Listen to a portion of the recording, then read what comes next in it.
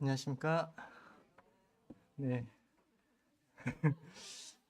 네, 언제나 새로운 시도는 어색하지만 신선한 것 같습니다. 제가 최근에 용병님이 청년들 밥을 몇 번 사신 걸로 알고 있거든요.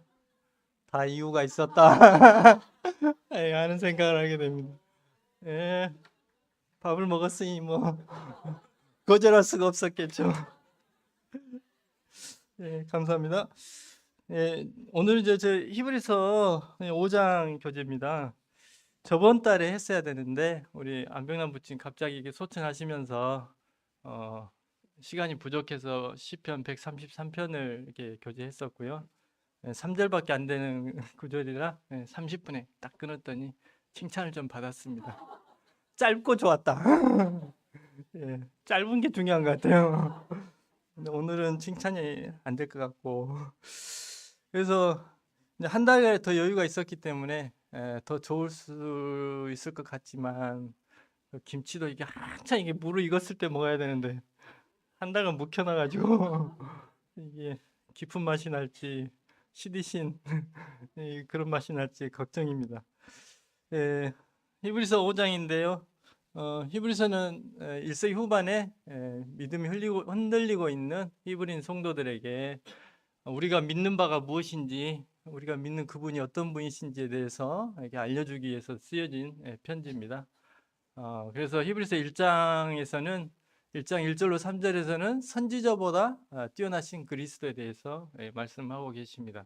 그리고 4절부터 마지막 14절까지는 천사보다 뛰어나신 그리스도에 대한 첫 번째 이야기.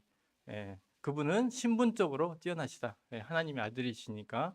그리고 이제 2장 1절로 4절까지는 이제 경고의 말씀입니다. 너희들이 받은 이 큰 구원을 등한히 여기면 안 된다라고 이렇게 경고를 해주시고, 그다음에 이제 5절부터 마지막 18절까지는 천사보다 뛰어나신 그리스도에 대해서 다시 한번 말씀하시는데, 두 번째 이야기는 육신을 입고 이 땅에 내려오신 우리 주님의 아름다운 모습, 즉 도덕적 아름다움에 대해서, 그래서 천사보다 그분은 뛰어나시다라고 2장에서 이야기를 합니다.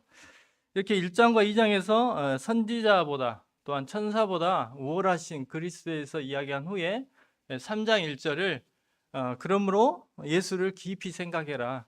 그런데 그분은 우리가 믿는 도리의 사도이시며 대제사장이 되신다라고 이렇게 말을 시작합니다.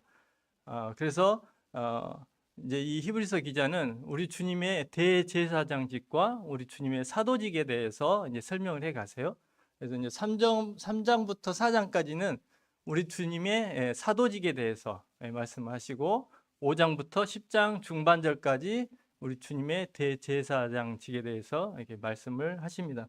그래서 이제 3장과 4장이 우리 주님의 사도직에 대해서 이제 말씀을 하시는데 3장을 요약하면 3장 1절로 6절 이스라엘 백성들이 가장 위대하게 생각하는 자신들의 민족적 사도, 가장 위대한 사도로 생각하는 모세보다 우리 주님은 더 뛰어나신 분이다라고 이렇게 설명을 합니다. 그리고 7절로 19절에서는 이제 두 번째 경고를 하시는데, 너희들이 존경하는 모세보다 우리 주 그리스도를 더 존경해야 된다. 너희들이 모세의 말씀에 순종하는 것보다 우리 주님의 말씀에 더 순종해야 된다라고 이렇게 경고를 하십니다. 그리고 또 한 가지 경고는 광야 세대가 순종하지 아니함으로 하나님의 안식에 들어가지 못했다. 이 사실을 명심해라고 경고를 합니다. 이렇게 경고를 하나님의 안식으로 마무리 짓고 이제 4장에서 이제 그 하나님의 안식이 그러면 어떤 것인지에 대해서 자세히 이렇게 설명을 하고 있습니다. 그래서 복음을 믿고 순종하는 이들에게 이 하나님의 안식이 허락되어 있고, 장차 우리 주님께서 너희들에게 이 하나님의 안식을 허락하실 거다라고 이렇게 4장을 전개해 갑니다. 그리고 오늘 이제 5장인데 아까 말씀드린 대로 5장부터 10장 중반절까지는 우리 주님의 대제사장직의 우월하심에 대해서 이제 설명하는 부분이기 때문에 5장도 우리 주님의 대제사장 되심에 대해서 말씀을 이어갑니다. 1절 말씀 읽겠습니다. 대제사장마다 사람 가운데서 택한 자이므로 하나님께 속한 일에 사람을 위하여 예물과 속지 않은 제사를 드리게 하나니. 본절은 대제사장의 첫 번째 자격에 대해서 말씀하고 있는데, 그 자격은 대제사장마다 사람 가운데서 택한 자다라고 이렇게 말씀하고 있습니다.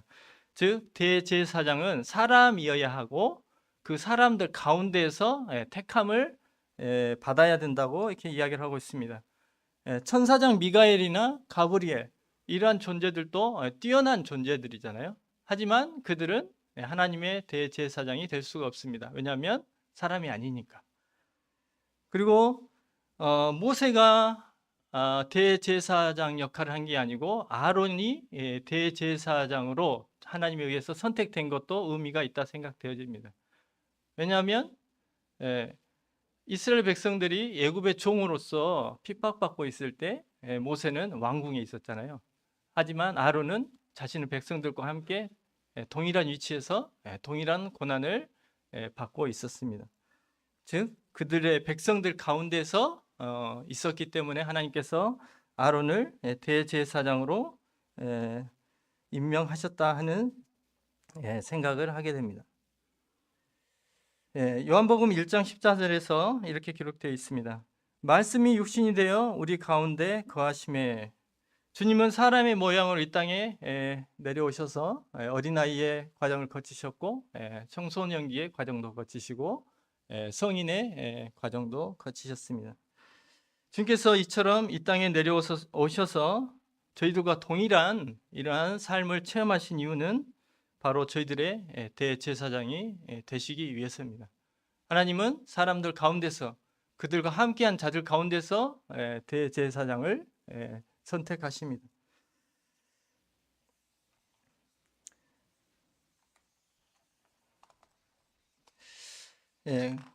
그리고 후반절에 하나님께 속한 일에 사람을 위하여 예물과 속지 않은 제사를 드리게 하나니. 자, 이 말씀은 사람들 가운데서 대제사장을 취하신 목적에 대해서 말씀하고 계십니다. 오직 대제사장만 1년에 단 하루 대속죄일에 지성소에 들어가서 온 백성들의 죄를 속하는 제사를 드릴 수가 있었습니다. 자, 이날에 번제물과 함께 소제물을 올려드렸는데, 본절에서 언급하고 있는 예물이라고 표현된 이 단어가 언어적으로 소제물에 해당한다고 합니다. 그리고 속지 않은 제사는 번제물을 의미하고 있습니다. 따라서 본절일 대제사장이 속죄일에 백성들 위한 중보자로서 하나님 앞에 번제와 소제를 올려드리는 그 모습을 말하고 있습니다. 이것이 바로 하나님이 사람들 가운데서 대제사장을 선택하신 목적을 나타내고 있는 말씀입니다. 2절 말씀, 그가 무식하고 미혹된 자를 능히 용납할 수 있는 것은 자기도 연약에 휩싸여 있습니다. 2절에서는 대제사장의 두 번째 자격 요건을 이야기하고 있습니다. 1절에서 자격 요건은 사람이어야 하고 그 사람들 가운데서 선택된 자라고 말씀했고, 2절에서는 두 번째 자격은 사람들을 능히 용납할 수 있어야 된다라고 이렇게 말씀하고 있습니다. 용납하다의 언어적 의미가 온유하게 혹은 절제 있게 대하다라는 의미라고 합니다.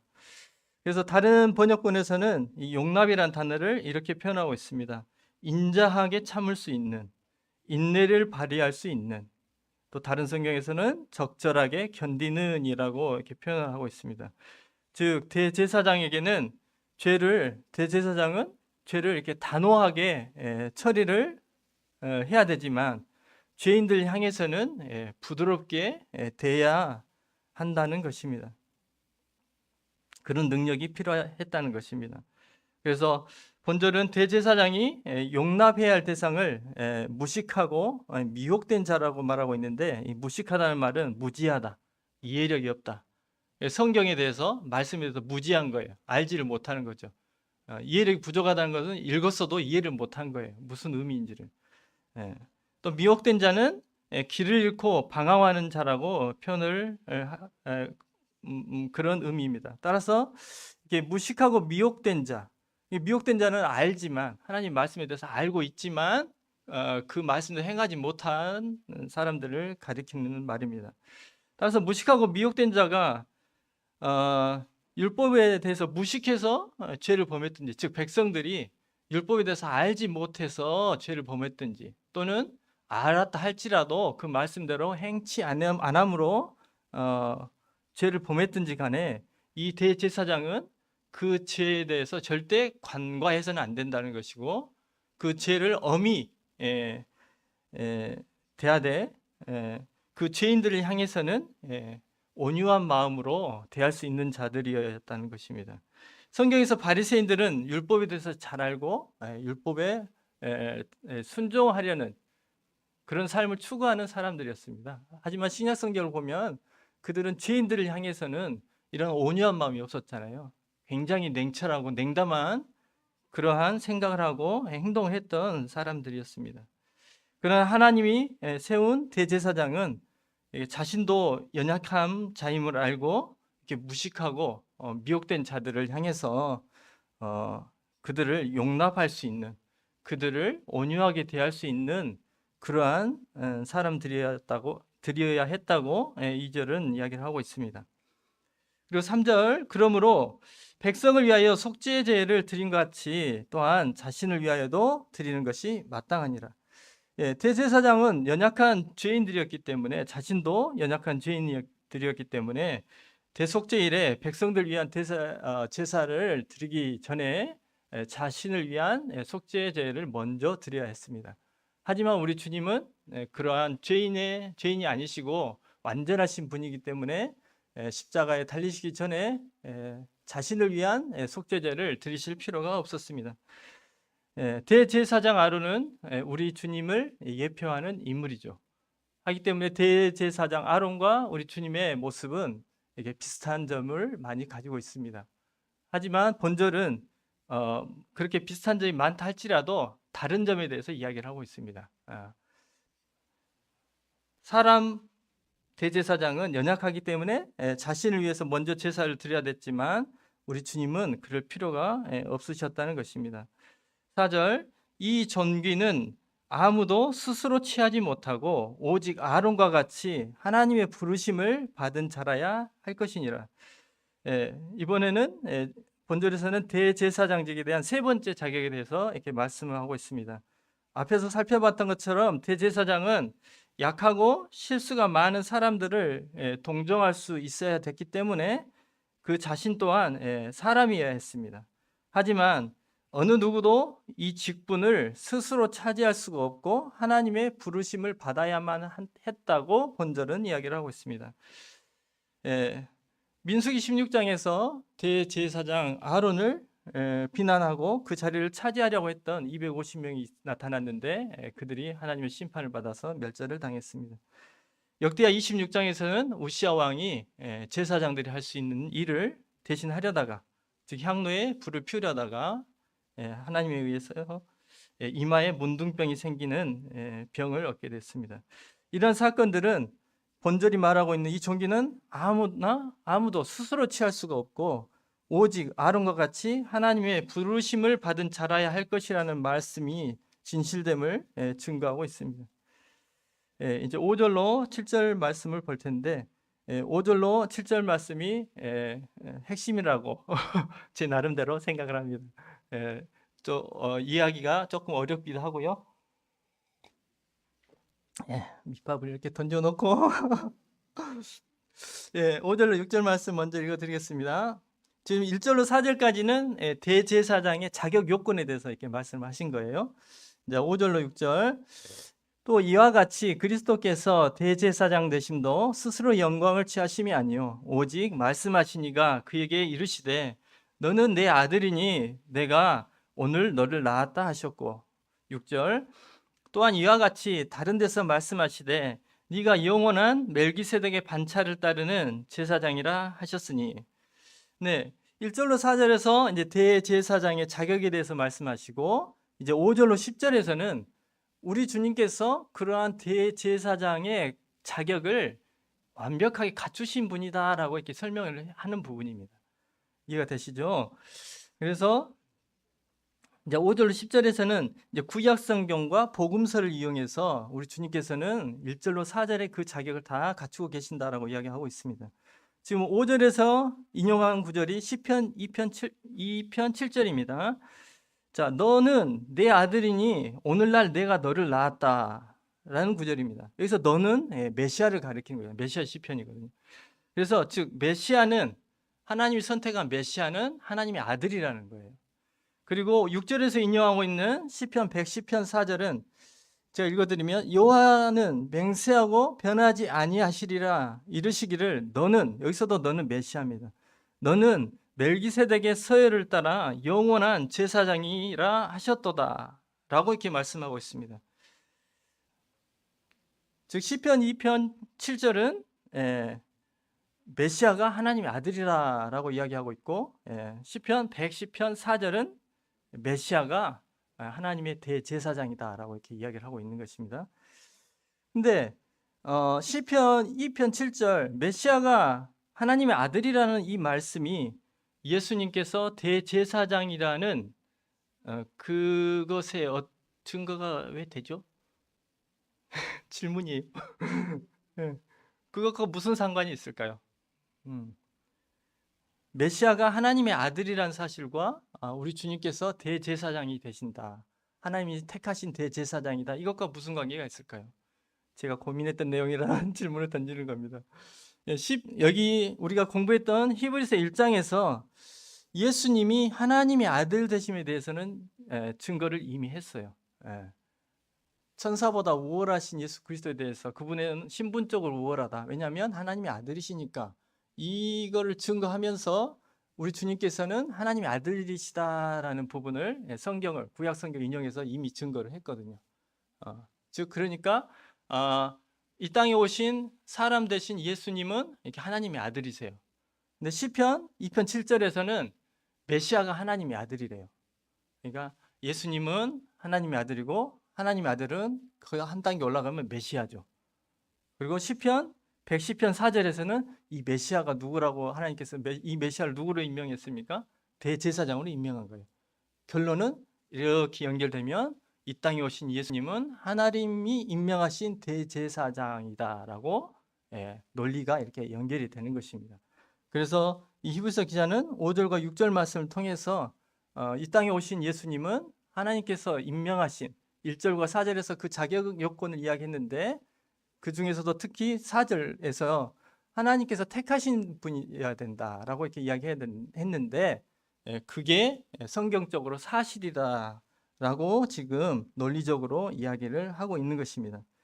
이렇게 논리적으로 이야기해서 우리 주님께서 대제사장됨에 대해서 논박할 수 없게, 의심을 가질 수 없게 이야기하고 있는 것입니다. 왜냐하면 히브리 성도들이 지금 유대교로 돌아가려고 하고 있거든요.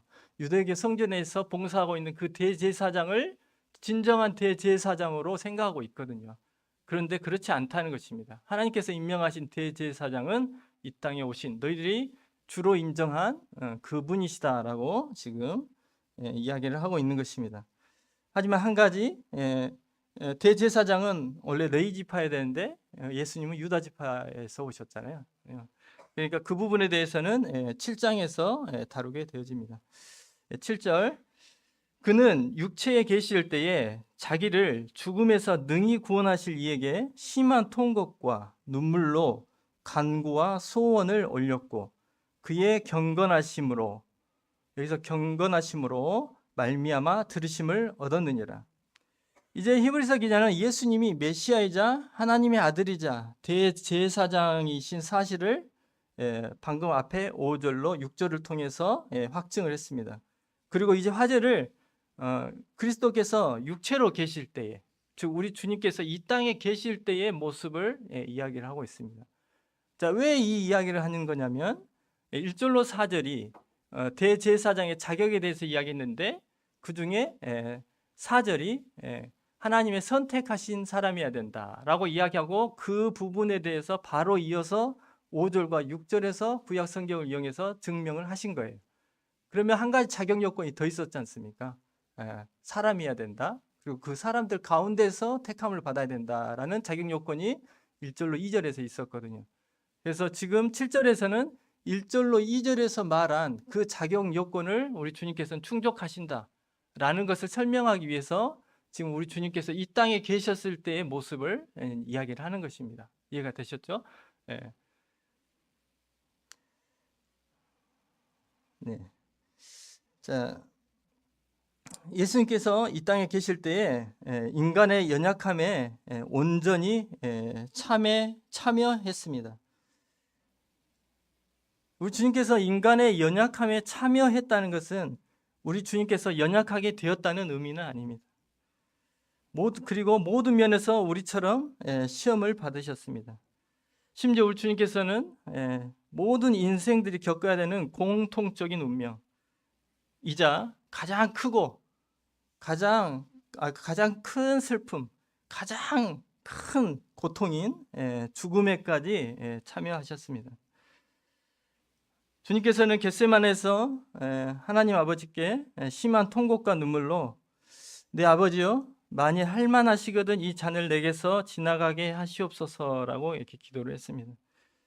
그리고 십자가 위에서는 나의 하나님 어찌하여 나를 버리셨나이까라고 이렇게 기도를 하셨습니다. 우리 주님께서 직면하셨던 그 고통은 육체적인 죽음의 고통뿐만 아니라 우리의 죄 때문에 하나님의 심판을 받아야 되는 고통이었습니다. 이 하나님의 심판은 불못에 던져지는 계시록의 표현은 둘째 사망에 처하게 되는 그러한 고통이었습니다. 이 둘째 사망은 첫 번째 사망은 육신의 죽음이잖아요. 우리 주님께서는 십자가에 달리심으로 육신의 죽음이라는 그 고통을 체험하셨습니다. 저희와 동일하게.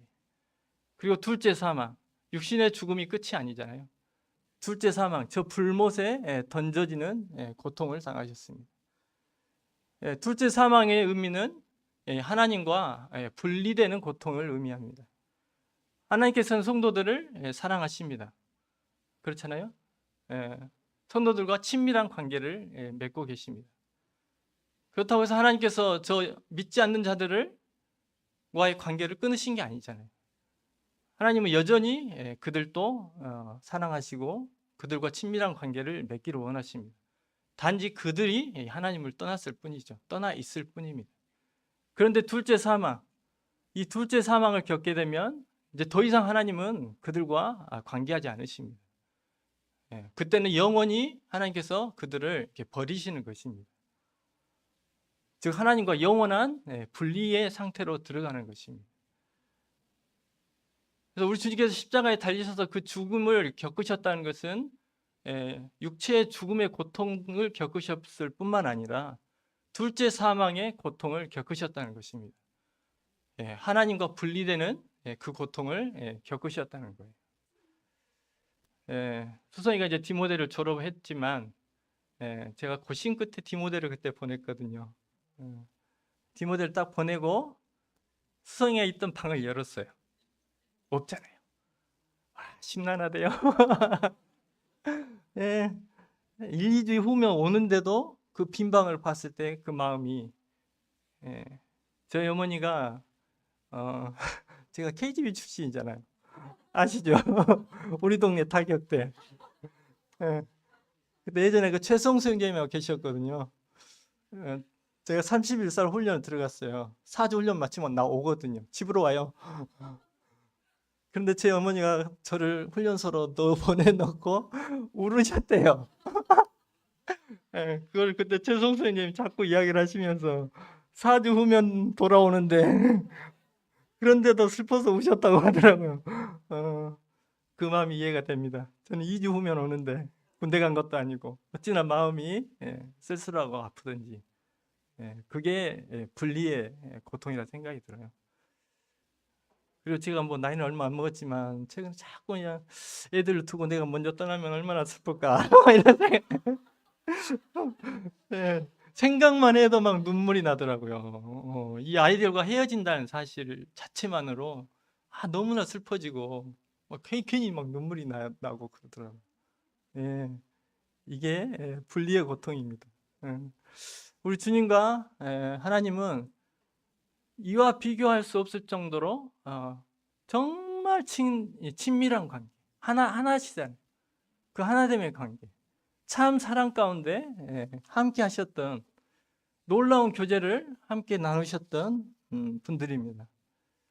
그런데 그 주님께서 3일 만에 부활하셨지만 그 고통, 그 하나님과 이 떨어진다는 고통을 지금 본절은 이야기를 하고 있습니다. 주님께서는 그 고통이 너무 두려웠던 거예요. 육신의 고통도 두려웠을 것입니다. 하지만 그 하나님과 내가 분리돼서 그 하나님의 저주 가운데 들어간다는 그 고통을 우리 주님께서 생각하셨을 때 엄청난 마음의 어려움을 겪으셨다는 것입니다.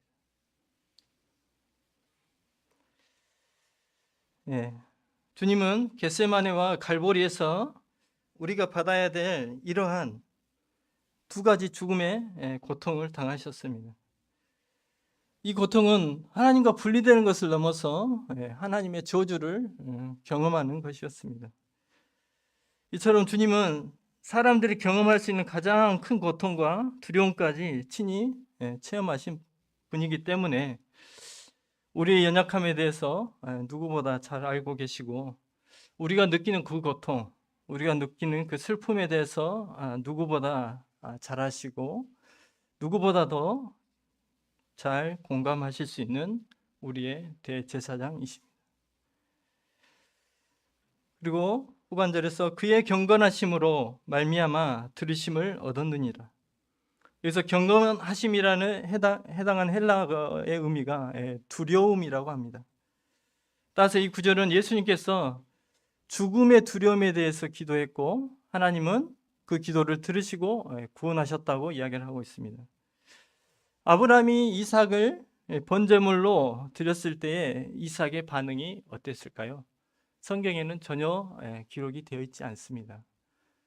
보통은 예표하는 인물들을 통해서 우리 주님의 모습이 어땠을까를 저희들이 상상을 해보게 되는데, 이삭에 대해서는 이야기하고 있지 않지만 우리 주님의 그 고통에 대해서는 이야기를 하고 있지 않습니까?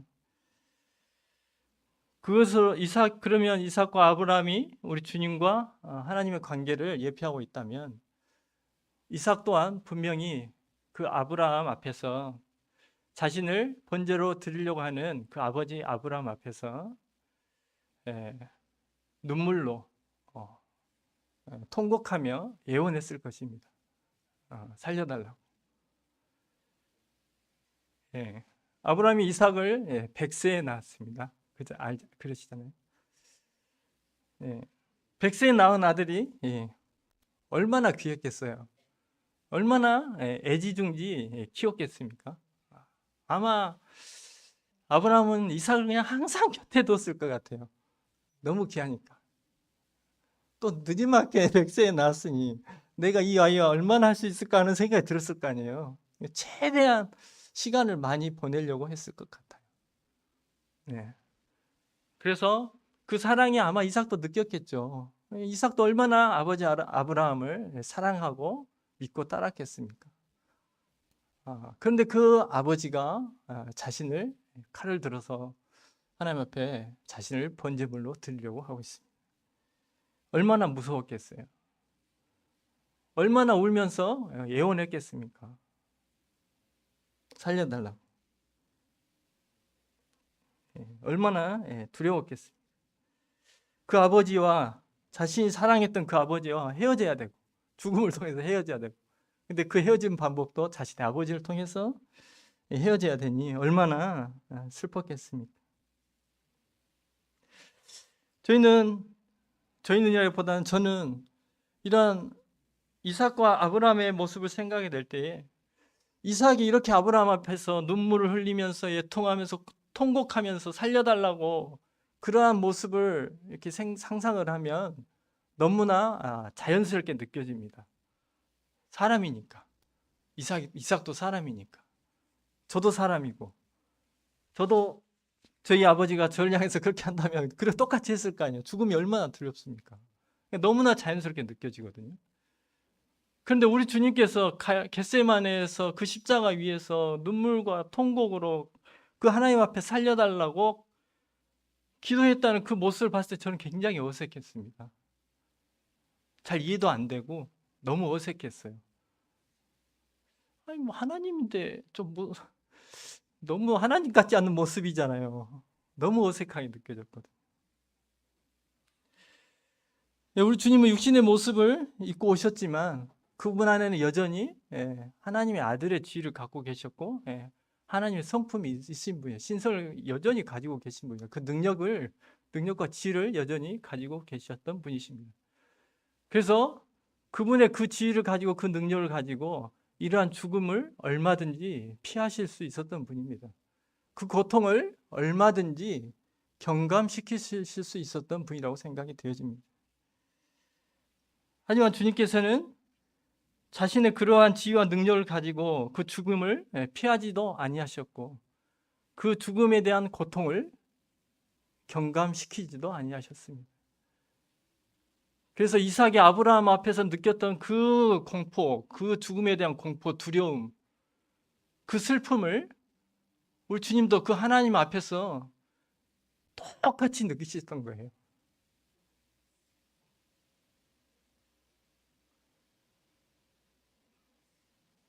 똑같았을 뿐만 아니라 훨씬 더 큰 고통을 느꼈을 거라고 생각이 되어집니다. 정말 하나님 앞에서 저는 성경에 기록된 것이 약간 과장 느낌, 약간 연기가 들어간 느낌으로 약간 계속 그런 느낌을 받았었거든요. 피땀을 흘리시면서 살려달라고 그 간구하는 그 모습이 너무나 어울리지도 않고. 근데 이번에 공부하면서 정말 우리 주님은 완벽한 사람의 모습으로, 완전한 사람으로 내가 죽음 앞에서 느끼는 그 고통을 우리 주님은 조금 더 빠짐없이 다 느끼셨구나. 그 슬픔을 조금 더 빠짐없이 다 느끼셨구나 라는 생각을 하게 되었습니다. 주님께서는 저희들 위한 대제사장이 되시기 위해서 그러한 길을 선택하셨습니다. 하나님의 대제사장이 되기 위해서는 사람이 되어야 되고 사람이 되어야 될 뿐만 아니라 그 사람들이 느끼는 그것을 고스란히 다 느낄 수 있는 사람이어야 됐습니다. 그래서 우리 주님은 완벽한 사람이 되셨을 뿐만 아니라 완벽하게 사람이 당하는 모든 고통과 슬픔을, 두려움을 다 십자가에서 겪으셨습니다.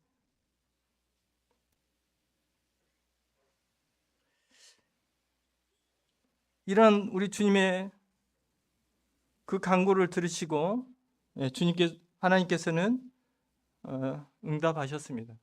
우리 주님께서 살려달라고 한 기도는 죽지 않게 해달라는 기도가 아니었습니다. 죽지 않게 해달라는 기도가 아니라 그 죽음에서 구원해달라는 기도였습니다. 죽음에 의해서 정복당하지 않고 그 죽음을 이길 수 있게 해달라는 기도였습니다. 그래서 하나님께서는 그 주님의 그 기도를 들으시고 3일 만에 부활케 해주셨습니다. 즉 죽음에서 승리를 얻으신 것입니다. 이처럼 우리 주님은 우리 죄를 대속하신 대제사장이실 뿐만 아니라 우리가 느끼는 모든 것을 완벽하게 공감하실 수 있는 대제사장 되십니다. 8절부터 10절 말씀 읽겠습니다. 그가 아들이시면서도 받으신 고난으로 순종함을 배워서 온전하게 되셨은즉 자기에게 순종하는 모든 자에게 영원한 구원의 근원이 되시고 하나님께 멜기세덱의 반차를 따른 대제사장이라 칭함을 받으셨느니라. 8절에서 받으신 고난으로 순종함을 배워서라고 표현하고 있지만 그분은 결코 순종을 배우시는 분 아니십니다. 저희는 불순종의 자식이었기 때문에 이제 하나님의 자녀로서 순종함을 배워야 됩니다. 하지만 주님은 완전하신 분이기 때문에 순종함을 배우시는 분은 아닙니다. 그래서 받으신 고난을 통해서 순종함을 배웠다는 의미를 성경학자들은 여러 책을 봤지만 동일하게 분별을 하고 있습니다. 하나님께 순종하는 과정 속에서 고난을 당하셨다는 의미로 분별을 하고 있습니다. 9절로 10절에는 예수님께서 고난을 통해서 획득한 것이 무엇인지를 말씀해주고 있습니다. 온전하게 되었은즉이라는 헬라어적 의미는 원하던 목표에 이르렀다라는 의미라고 합니다. 즉 예수님이 백성들을 공감할 수 있는 대제사장으로서의 완전한 자격을 갖추셨다는 의미입니다. 앞에서 말씀드린 대로 10절까지 대제사장, 우리 주님의 대제사장직에 대해서 이야기를 하고 있지 않습니까? 그리고 칭하다에 해당하는 헬라어적 의미는 존귀한 칭호를 공식적으로 부른다는 의미라고 합니다. 따라서 칭함을 받으셨다는 것은 예수 그리스도께서 아론 계통의 제사장이 아닌 멜기세덱과 같은 대제사장으로 하나님에 의해 임명되셨다는 의미입니다. 다시 한번 그 부분을 정리하자면 9절은 예수님은 고난을 통해서 구원자로서 온전하게 되셨기 때문에 이제 당신에게 순종하는 모든 이에게 영원한 구원의 근원이 되신다고 말씀하고 있고, 10절은 예수님은 하나님에 의해서 구원의 근원, 곧 영원한 대제사장으로 공식적으로 임명되었다고 이야기를 하고 있는 것입니다. 마지막 부분인 11절로 14절은 히브리 성도들의 영적인 미숙함에 대해서 지적하고 경고하고 있습니다. 11절 멜기세덱에 관하여는 우리가 할 말이 많으나 너희가 듣는 것이 두나무로 설명하기 어려우니라. 앞부분에서 멜기세덱의 제사장직을 언급했기 때문에 이어서 그 멜기세덱에 대해서 설명을 해야 되는데 히브리서 기자는 히브리 성도들이 그 부분을 이야기하게 될 때 너희가 이해하기 어렵다는 것입니다. 그래서 그 부분에 대한 내용은 7장으로 넘기고 있습니다. 여기서 둔한이라는 단어가 이런 뜻이 있다고 합니다. 느리다, 나태하다, 빈둥거리다라는 의미가 있다고 합니다. 그래서 히브리서 기자는 이 멜기세덱을 통해서 자신이 받은 많은 계시들을 히브리인 성도들에게 알려주고 싶었습니다. 그런데 이 편지를 읽을 히브리인 성도들이 그러한 영적인 수준에 있지 못하다고 지금 지적을 하고 있습니다.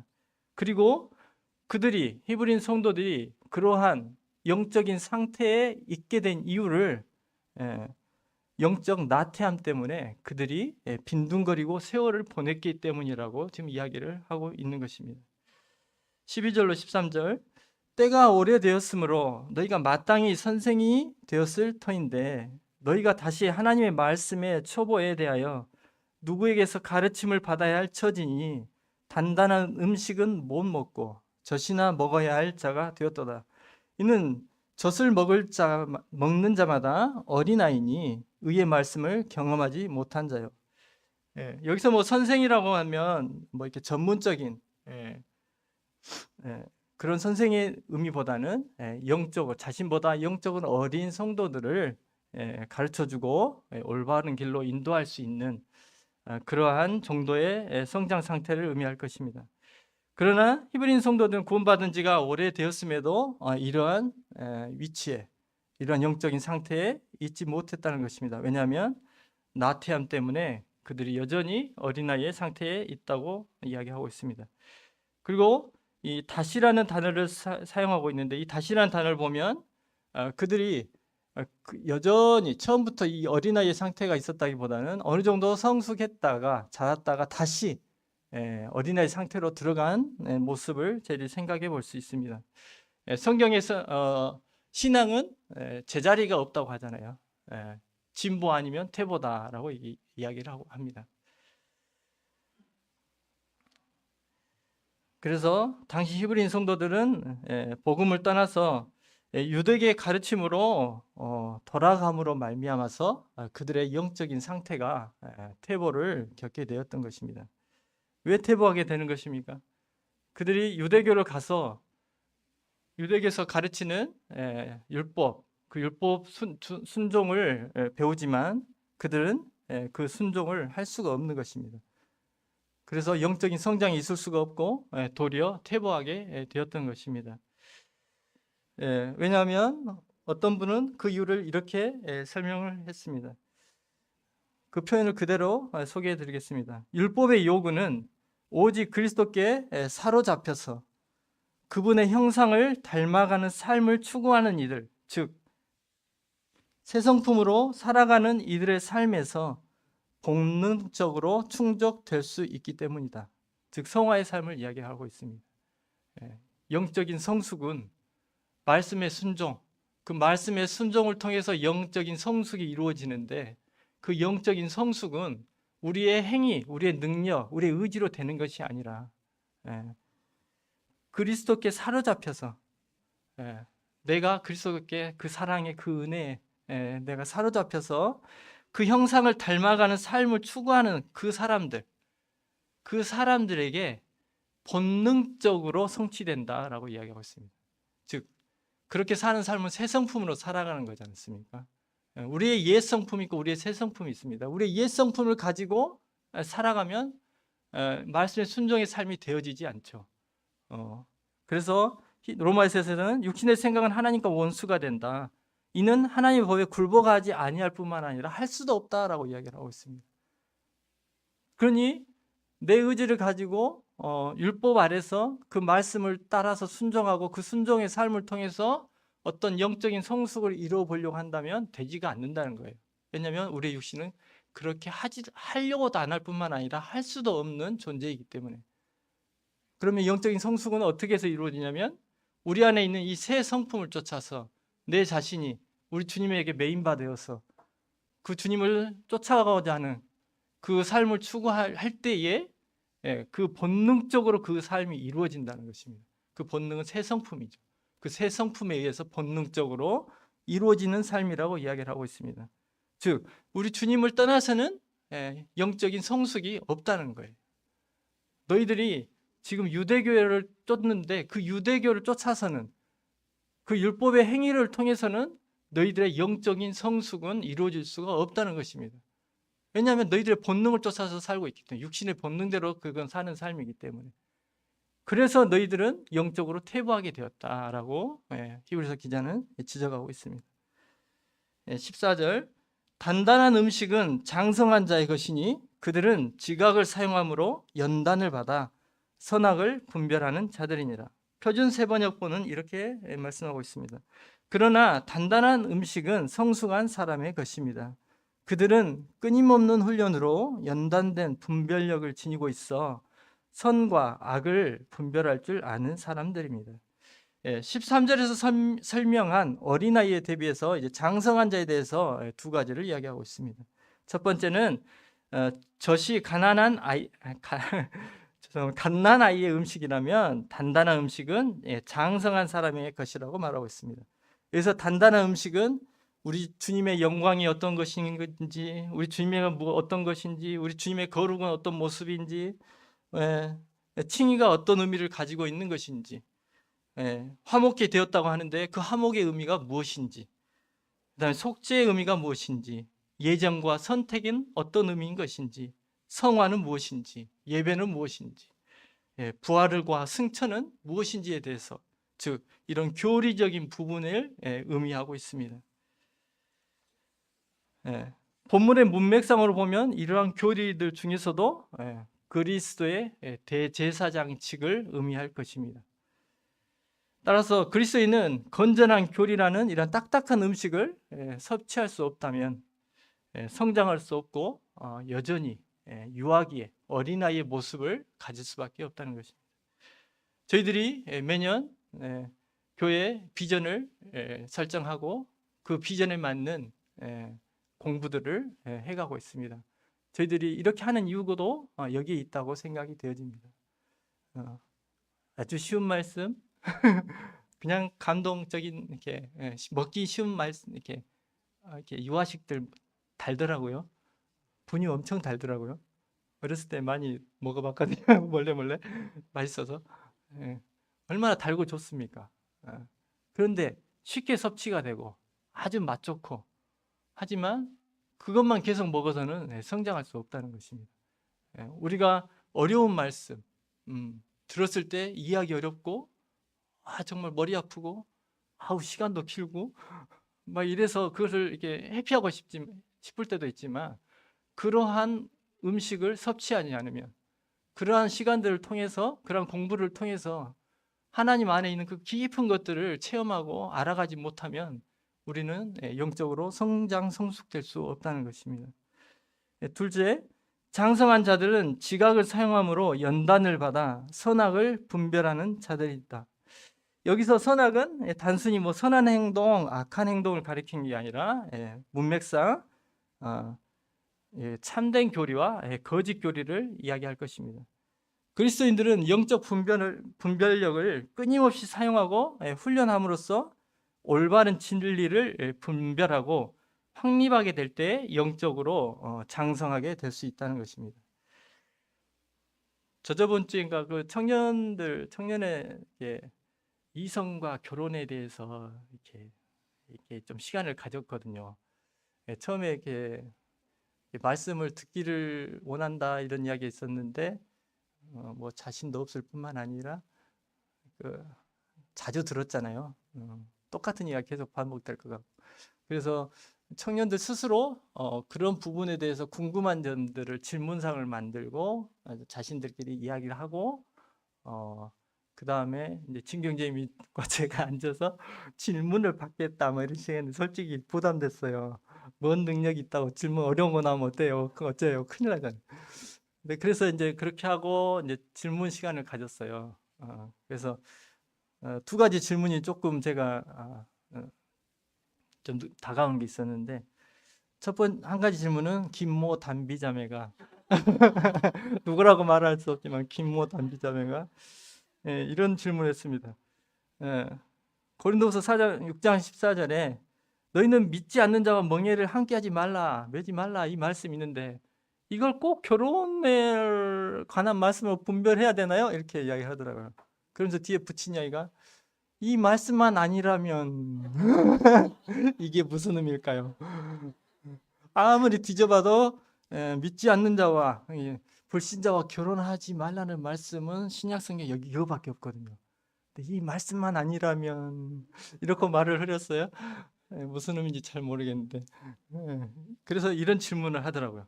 어떻게 대답해 주실랍니까? 알아서 생각하시고요.